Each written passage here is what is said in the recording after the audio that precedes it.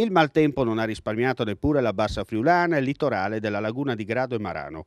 Una violenta tromba d'aria ha lasciato il segno nei pressi di Belvedere in comune di Aquileia. Le immagini parlano da sole.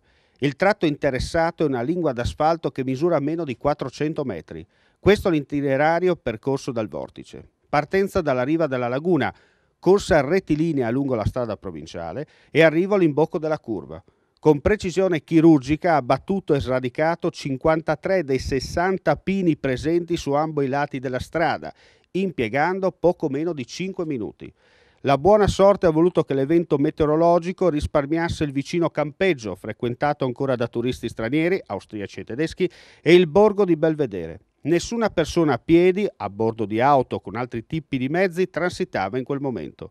La strada provinciale che collega la regionale 352 alla località Boscat, territorio gradese in terraferma, e a San Lorenzo, in comune di Fiumicello, è interrotta nel tratto iniziale e percorribile fino al camping solo nel senso inverso.